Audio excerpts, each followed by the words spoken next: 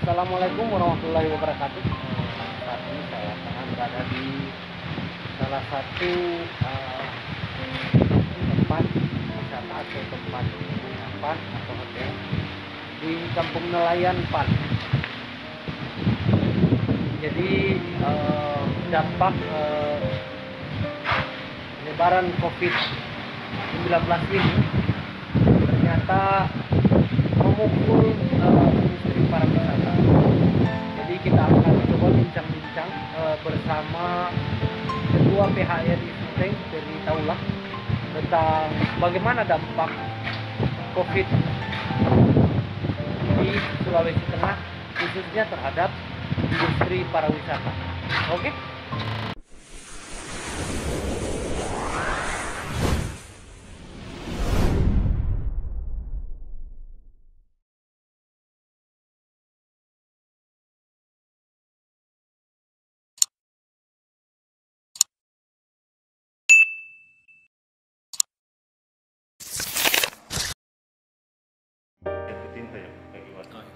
Oke Pak Fer, yang kami ingin tanyakan ini sejauh ini bagaimana penilaian Bapak terhadap dampak COVID-19 terhadap industri pariwisata di Sulawesi Tengah?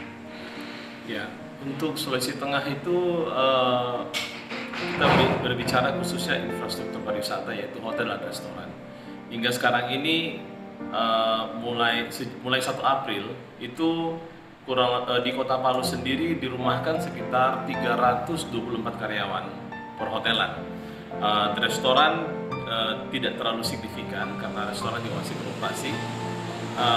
Untuk Luwuk sekitar 148 karyawan dirumahkan, tapi tidak ada hotel di Luwuk yang ditutup. Kalaupun ada, yang satu karena tetap operasi karena melayani tamu homestay.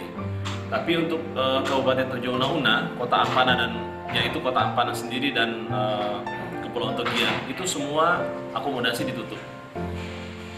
Kurang lebih sekitar 103 karyawan dirumahkan. Nah, itulah dampak-dampak yang terukur sekarang ini, yaitu karyawan yang dirumahkan. Untuk di Kota Palu khususnya, hotel itu sudah ada 1 hotel bintang yang stop operasi untuk tanggal 1 April hingga 30 April. Kalau keadaan lebih membaik tentunya bisa dioperasikan kembali lebih cepat. Ada hotel non bintang juga yang sudah mengistirahatkan juga operasinya. Dan hotel-hotel yang lain juga yang beroperasi itu mempekerjakan karyawan 15 hari atau 10 hari per 10 hari. Ada yang merumahkan sampai 50% dari jumlah karyawan. Kemudian yang beroperasi juga okupansi itu dari 0 sampai 10%. Jadi ada yang tidak ada tamunya, ada yang mencapai 10% saja.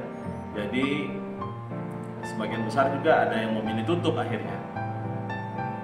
Untuk yang beroperasi ada hotel bintang memang 30% okupansi rate-nya, tetapi itu karena kontrak dengan airline ya. Tentunya itu tidak menjadi suatu ukuran untuk industri perhotelan di Kota Palu. Pada dasarnya penyebaran virus corona ini berdampak sangat masif di Sulawesi Tengah. Kota Palu sebagai ibu kota provinsi sangat-sangat terpukul ya. Khususnya industri perhotelan ya. Iya. Kalau berkaitan dengan industri pariwisata bagaimana? Iya. Untuk Ikutannya? industri pariwisata secara umum ya, misalkan seperti kunjungan-kunjungan wisatawan baik domestik maupun wisatawan mancanegara itu ya kalau mau dibilang ya nol.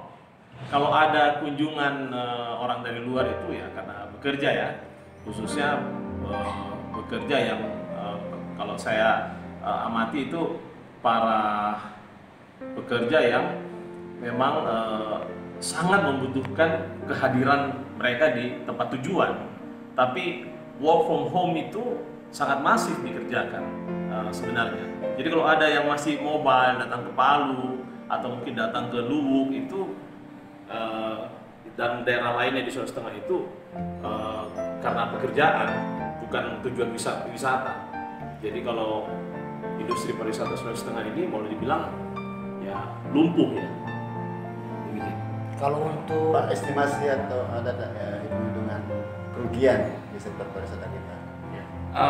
Ya, untuk kerugian dari secara material dalam industri pariwisata itu belum ada suatu angka yang kami dapatkan, karena biasanya kami juga menunggu karena ini kan banyak yang berhenti beroperasi secara masif itu kan baru mulai 1 April.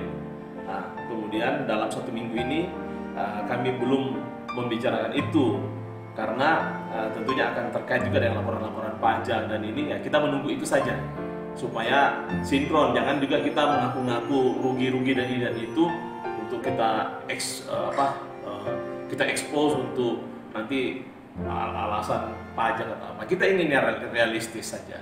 Pak, fair. kemarin PHRI kan mengajukan sejumlah relaksasi. Ya.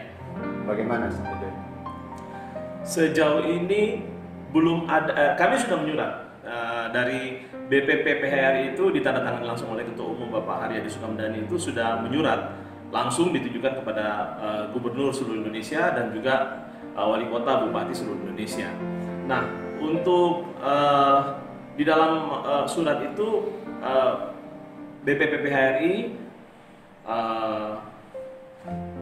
memohonkan relaksasi berupa pajak-pajak pusat, pajak penghasilan, kemudian pajak daerah itu seperti pajak hotel dan restoran. Kita minta relaksasi sekiranya pemerintah daerah itu bisa memberikan penghapusan pajak hotel dan restoran itu hingga 6 bulan ke depan. Bukan 6 bulan ke depan, tapi hingga Desember 2020 itu dibebaskan dari pajak. Sampai ujung tahun 2020. Ya, sampai akhir tahun 2020. Sudah ada juga Pak? Sudah kami ajukan, sudah. Kalau untuk Sulawesi Tengah sudah saya bagi-bagikan kepada semua PHRI. Kemudian untuk Kota Palu sendiri juga sudah saya kirim ke kantor gubernur, di sekretariat Pemprov sudah terima, sekretariat pemerintah Kota Palu juga sudah terima. Tapi responnya belum kami dapatkan, belum dibalas.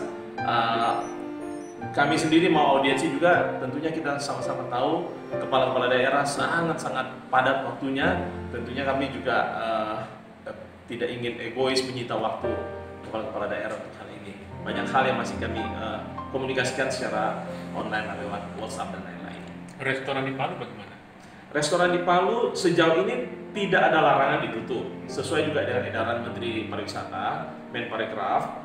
Tetapi di dalam surat edaran Menteri Pariwisata itu ada ditekankan mitigasi-mitigasi untuk restoran. Jadi mitigasinya yang berupa penyediaan hand sanitizer, kemudian physical social distancingnya juga di dalam restoran itu harus diatur sedemikian rupa. Pengelola harus mengatur itu, bertanggung jawab untuk melaksanakan mitigasi itu sendiri. Jadi saya lihat banyak yang tutup. Banyak yang tutup, tetapi dalam artian ada yang melayani delivery order, telepon ataupun juga bungkus ya, take out gitu. Nah, kalau tapi restoran yang tutup tidak signifikan hingga mengganggu kegiatan sosial kemasyarakatan, misalkan kebutuhan masyarakat rumah tangga yang membutuhkan makanan itu tidak sampai mengganggu. Ya, seperti misalnya Borobudur, Resto, Ya. tutup total. Ya, sedikitnya masih ada restoran-restoran lain yang bisa melayani masyarakat sehingga tidak mengganggu kebutuhan masyarakat. Seperti sekarang ini mau mencari hotel susahnya selama ini. Pak Fer, Kalau untuk karyawan yang 50% dirumahkan kalau di hotel itu bagaimana untuk misalnya gajinya paling tetap? Ya, jadi yang saya katakan untuk dirumahkan itu mencapai 58% kurang lebih itu baru akhir Maret. Akhir Maret itu sudah mencapai 58% di Kota Palu. Di Kota Tojo Una-Una, Kabupaten Tojo Una-Una itu Ampana dan Togian ya sebagai pusat akomodasinya itu sudah 100%. itu baru pertengahan Maret sudah 100% dirumahkan. Di Luwu kurang lebih tanggal 1 April ini saya diupdate oleh Ketua BPCPRI, itu sudah 50 kurang lebih 50% dirumahkan. Nah, dirumahkan ini ada sebenarnya prakteknya di dalam perusahaan itu berbagai macam kriteria dirumahkan. Jadi dirumahkan ada yang 100% tidak menerima apapun kompensasi. Jadi dirumahkan 100% tidak menerima kompensasi apapun. Ada yang dirumahkan berupa 10 hari kerja. Jadi menerima gaji bulan itu 10 hari saja, artinya kurang lebih 33%. Ada yang dirumahkan 15 hari kerja, artinya kurang lebih 50% gaji akan diterima. Nah, ada juga perusahaan yang tetap beroperasi tapi 50% dari gaji, tapi dia bekerja penuh. Tetapi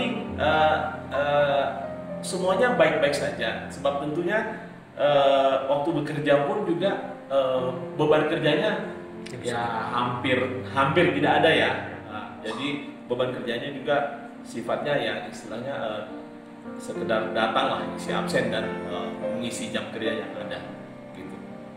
Pak Ferry, untuk perkiraan nanti apakah akan ada resiko terburuk, misalnya akan ada PHK besar-besaran dari pihak RI, soalnya masa pandemi ini masih akan berlangsung lama. Saya tidak menafikan kalau bahwa resiko untuk PHK itu ada, tetapi tentunya kita bersama-sama, siapapun di seluruh dunia ini, di Indonesia ini, di Sulawesi Tengah, di Kota Palu ini khususnya juga, tentunya tidak ada yang tidak optimis. Saya yakin semua optimis. Oleh karena itu, untuk berbicara lebih jauh tentang PHK, saya pikir tidak usah dulu sekarang. Saya tidak mau berandai-andai, resiko itu tetap ada. Tetapi saya pribadi sebagai saya juga sebagai ketua DPD PDIP Sulawesi Tengah tentunya sangat berharap, penuh pengharapan, dan kita sama-sama mendoakan bahwa kita akan melalui semua masa-masa krisis ini tanpa harus terjadi PHK. Oke, terima kasih Pak Ferry. Oke.